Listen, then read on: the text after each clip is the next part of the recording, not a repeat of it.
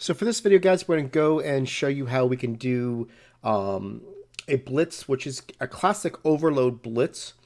But we're going to show you how we do it with strong slant 3 and also the cornerback dog zone. I'll illustrate it with a running back on the left. It can work on both sides. So, you know, in the past, I showed you a couple of those blitzes that work better on the running back on the right. This one will work better on the left. So what we're going to do here is we're just going to shift our line left.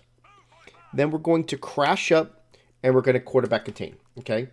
Then we're going to take this player here, the seam flat, and we're going to put it right over the center. Now, let me kind of make sure that you see what's going on here. If you count players, you know, numbers versus numbers, you're going to see that from the center to the left, they've got 4 blockers. And from the center to the left, we've got 5 players. So all we've got to do on this play is occupy the center, and we've got a free player in. You're going to notice that you've also got the ability that this player is going to be head up on his player, and this guy's going to be one-on-one with him. So the idea here is just make sure that you get the attention of the center, touch him, and then go cover. So let me show you basically what I mean. You can see that we're in here. I'm just going to touch him, and I'm just going to go up the field, and you're going to see that he's not going to recover. Because of the angle of our player, we're going to have an easy ability to get this in, right? So we're just going to be here.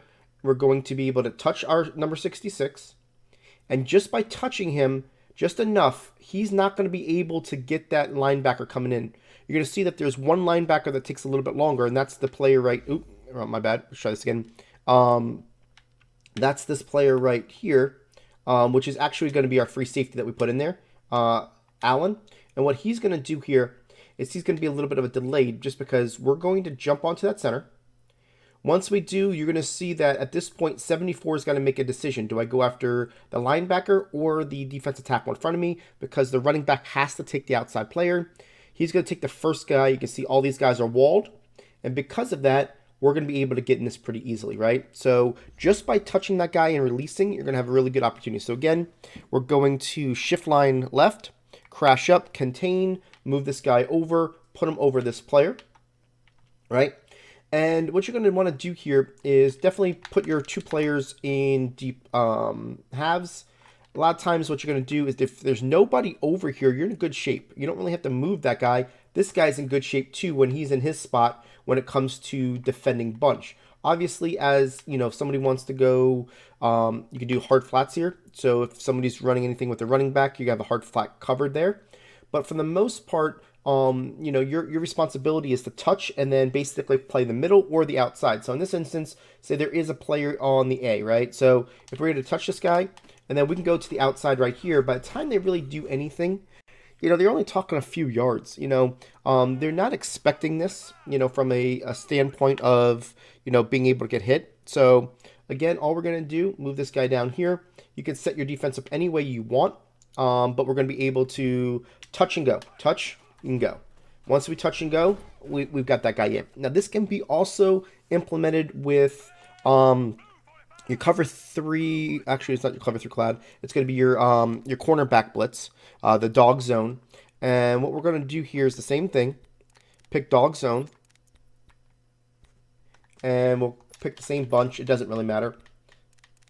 I'm just trying to illustrate somebody on the left-hand side so you can see it. And let's do the 518 hook. So again, all we're going to do is shift line left, crash up, contain, right? Then what we're going to do is we're going to blitz this player, and he should have a pretty inside track. And what we're going to do is we want to take our X and we're going to put him on a cloud flat. See how that works? So now we've got cloud coverage to the left, where we've got you know, that, and then we've got cover 3 to the right, right? And then we're just going to move this guy down right here, and we're just going to play a little touch and go again, right? So hike the ball, touch, and go. And you're going to have that same player there. So it's just a way to kind of change up your coverages a little bit and have good success. The reason why this works so well is because this guy's in a good position. So again, all we're going to do here is shift line left, crash up, contain, put this guy on a, well, that time, yeah, we put that guy in a cloud flat, blitz this guy, and move this guy into that hole. Play a little bit of a touch to player, go here, and cover your man. and they're really going to have the ball out of their hand really, really quickly here. If they were thinking anything to the left, it doesn't really make too much sense for them. We can go to, let's pick a different play here. Something like this, right? Well, I'm going to show you how it works on the left-hand side. So again, shift left, crash up, contain, and we're going to blitz this guy. In this instance, we're putting this, so we're going to cover two situations. I would move this guy up. I want to make sure that in general, because it's going to be quickly, they're going to have a hard time throwing it behind the cloud flat. So I'm more worried about the seam than anything. So I'm going to leave this guy right out here, and I'm going to move this guy towards the middle. And really what's going to end up happening is we have to worry about, I'm going to put the B on a seam, and in this instance, I'm going to pinch him in a little bit. And the reason why I'm doing all this is because I want to make sure that I have the best coverage on the field for what I've got going on, right? So this guy's on the right-hand side. We're blocking him. We're going to touch, and then we're going to go, and you're going to see that he had to go all the way to the left, and we were able to get a 2-on-1, right? It'll work on both sides. So again, here you go. This guy's going to come in.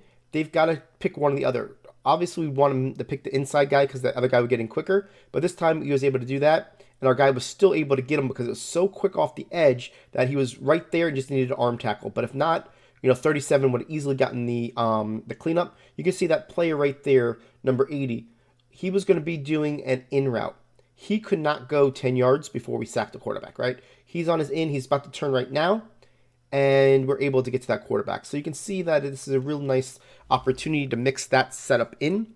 Last time, shift left, crash up, contain, move this guy over here. Make sure that you're taking that X and you're putting him on a cloud flat, and you're just going to play a little bit of touch and go, touch and go, right? And you are good to go. Obviously, you're leaving up a little bit on the flat to the right, but again, you got to be smart about your situation. In my opinion, I would call this more on the right hash because I've got less real estate to worry about on the short side of the field if I'm leaving that flat open.